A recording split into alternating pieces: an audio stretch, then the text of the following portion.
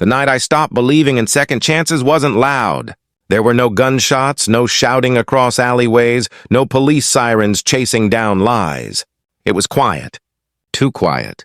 Just me, a half-empty glass of whiskey, and the realization that the man I trusted more than blood had been carving pieces of my life away, smiling at me while he did it.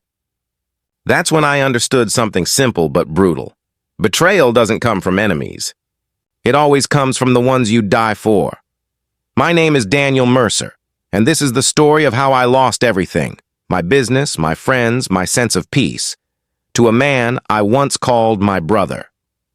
And how I took it all back, piece by piece, not with bullets or blades, but with patience sharp enough to cut deeper than any knife. I was born and raised in Cleveland, Ohio, the kind of place that teaches you early how to hustle.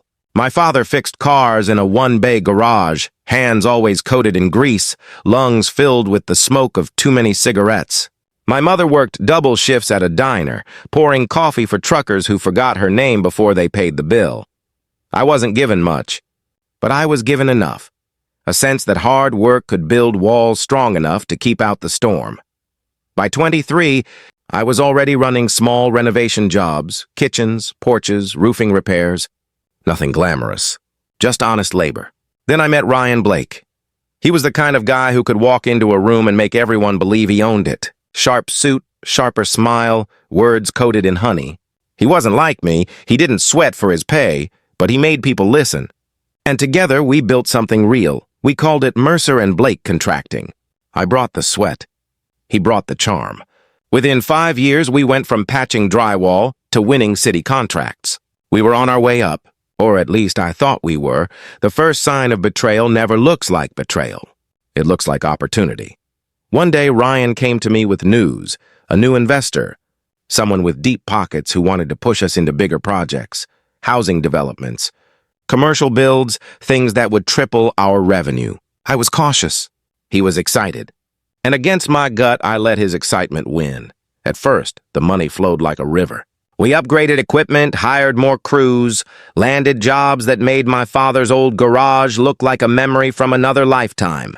But then invoices started coming in with names I didn't recognize, vendors I'd never met, payments that didn't match deliveries. When I asked Ryan, he waved it off. Expansion's messy, Danny, trust me. So I trusted him. God help me, I trusted him. It all unraveled on a Tuesday morning. A man in a tailored suit showed up at my office with papers in hand. Foreclosure notices, debt claims, loans in my name, loans I never signed.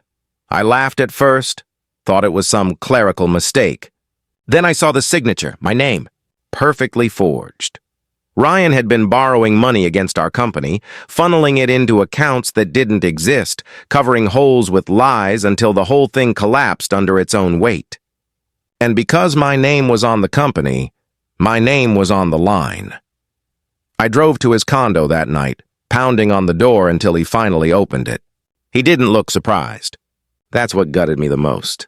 He didn't even bother pretending. "Danny," he said, voice calm as ever, "you weren't built for this level. I was just making sure we survived." Survived? He had signed my death warrant and called it survival. You might think I went to the cops. But here's the thing. Men like Ryan don't just forge signatures. They forge alliances. The investors he courted weren't clean. They were the kind of men who don't lose money without taking blood in return.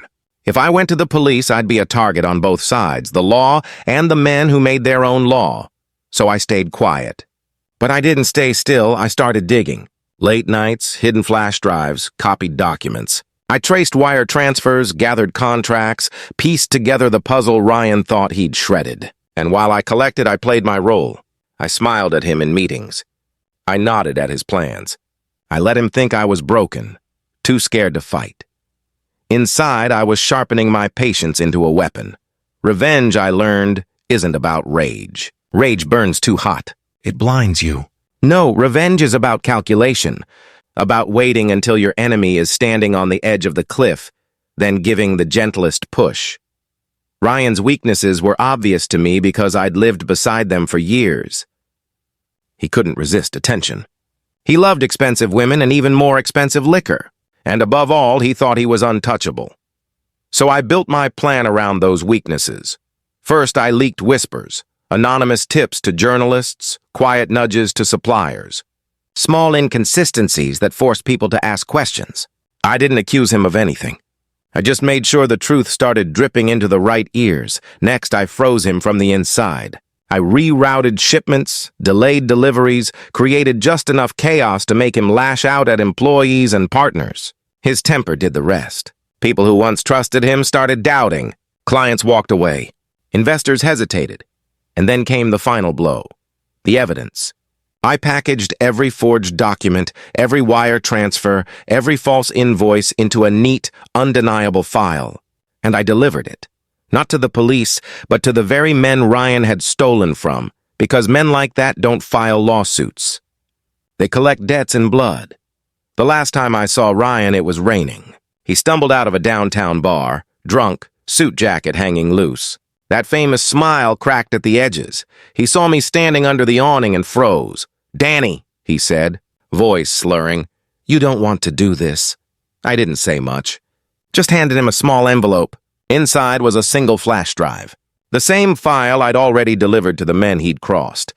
"This," I said, "is everything you've done. Every lie, every theft. And it's already out there. You're finished." For the first time in our lives, Ryan Blake looked afraid. A week later, he vanished. Some say he ran south, chasing a new identity. Others say his body washed up somewhere the news never covered. Me, I don't care. Because revenge isn't about where your enemy ends up. It's about knowing they'll never climb high enough to hurt you again. People ask me if it was worth it. If losing sleep, living in the shadows, carrying the weight of silence was worth the price. And here's the truth. Revenge doesn't give you peace. It doesn't heal you. But it does give you balance. And sometimes, balance is all you need to keep walking. I run smaller jobs now. Honest work. No big contracts, no fancy investors. Just roofs and porches and families who want a warm place to sit at night. I live quieter, and maybe that's for the best. But every so often, when I drive past the skyline that once felt like mine, I remember the lesson Ryan Blake taught me. Trust is fragile. And once it's broken, there's no fixing it. There's only payback.